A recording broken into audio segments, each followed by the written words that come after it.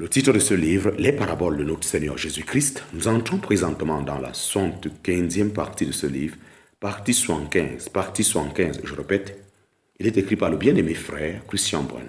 Chapitre 5, petit 6, suite. Chapitre 5, petit 6, suite. Il n'est pas non plus parlé ici d'acheter lutte avec sa coquille. Il semble que lutte, comme les couvertures et tapis du tabernacle, nous parle de l'abaissement du Seigneur Jésus au jour de sa chair sur la terre. Les hommes n'ont rien vu d'attirant qu'il aurait désiré chez les siens, mais maintenant lui est glorifié.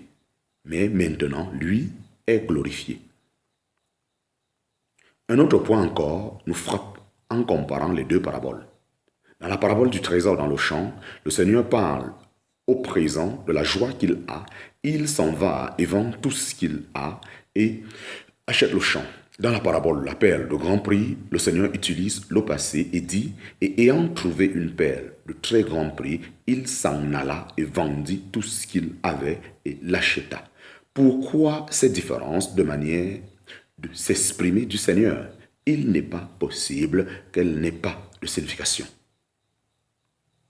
Dans la première parabole, c'est la joie qui est la pensée principale et le motif déterminant animant le cœur du Seigneur. Cette joie est une joie durable et présente qui ne prend pas fin avec la transaction. Si l'on peut s'exprimer ainsi, d'où l'usage du temps présent pour les verbes. Dans la seconde parabole, c'est la beauté de la perle qui est le motif déterminant animant le marchand. C'est elle qui constituait tout ce qui était nécessaire pour mettre en route le processus d'acquisition de la perle. Comme le marchand, le Seigneur savait la valeur de la perle et c'est dans une parfaite estimation de cette valeur qu'il s'est engagé jusqu'au bout dans le chemin pour l'acquérir. D'où l'usage du temps passé pour les verbes, ce qui exprime une action définitive, précise et sans retour. Les deux paraboles, celle du trésor dans le champ et celle de la perle de grand prix, s'achèvent au même point, l'achat. Dans les deux paraboles, il n'est rien dit sur la suite de l'affaire, bien que cette suite ait lieu, on n'en pas douté. Quand le marchand cède tout son bien pour la perle de très grand prix, est-ce aller trop loin que d'admettre que cette perle est destinée à orner le Seigneur Jésus lui-même au temps convenable? Oui, le jour viendra où il serait glorifié dans ses saints et admiré dans tous ceux qui auront cru. En parenthèse, 2 Thessaloniciens chapitre 1, verset 10. La Jérusalem céleste, l'Église glorifiée dans le ciel, aura 3 portes pour chacun des 4 directions du ciel. Et chacune de ces 12 portes sera constituée d'une perle. En parenthèse, Apocalypse chapitre 21, versets 12 à 21.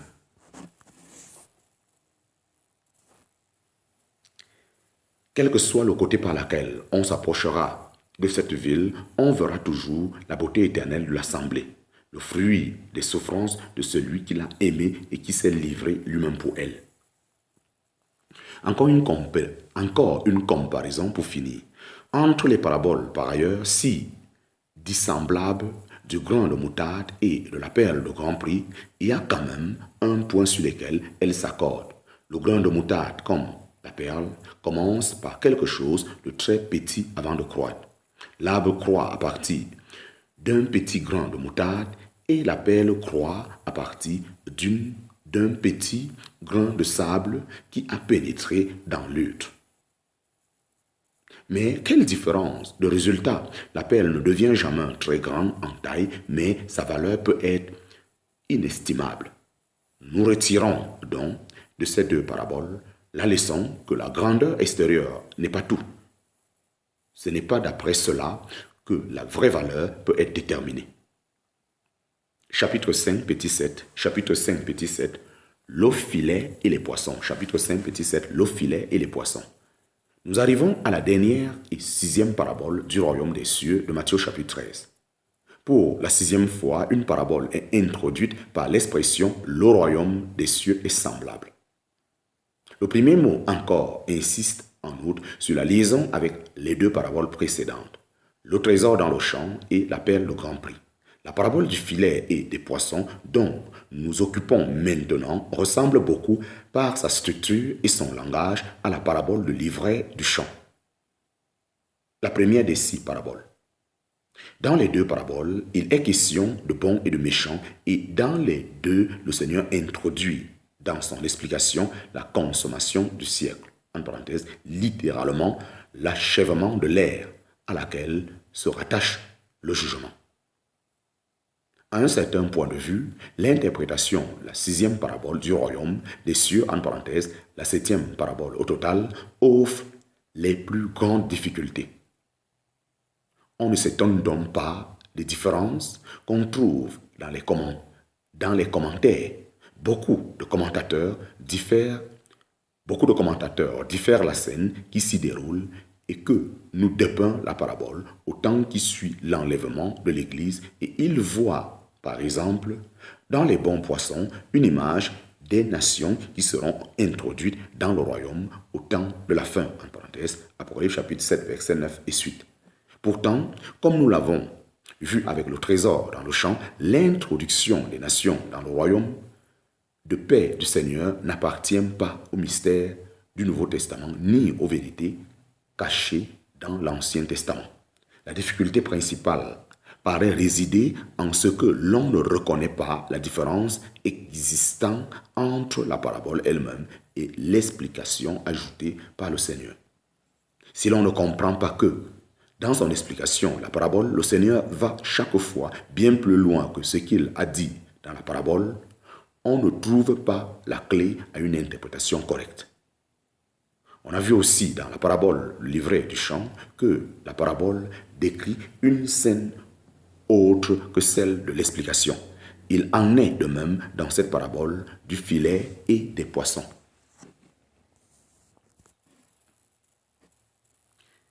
Encore, le royaume des cieux est semblable à une scène jetée dans la mer et rassemblant en parenthèse des poissons de toutes sortes. Et quand elle fut pleine, ils la tirèrent sur le rivage. Et s'asseyant, ils mirent ensemble les bons dans des vaisseaux et jetèrent dehors les mauvais.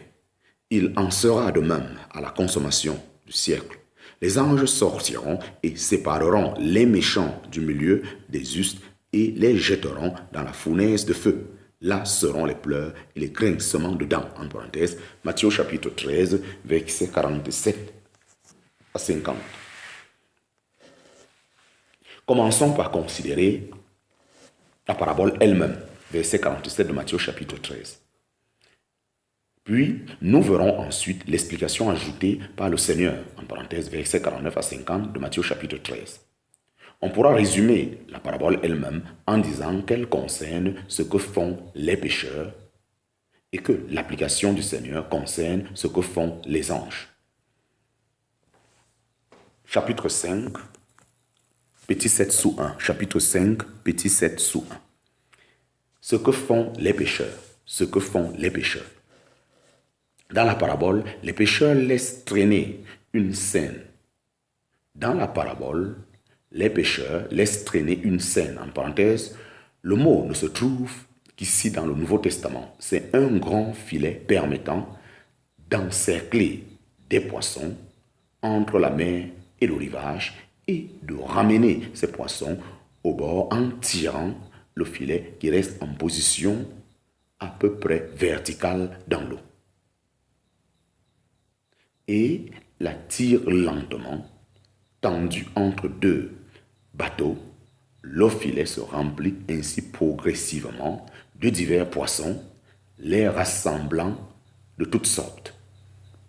Chapitre 5, petit 7, sous 1, bas 1. Chapitre 5, petit 7, sous 1, bas 1. La prise de poissons. La prise de poissons.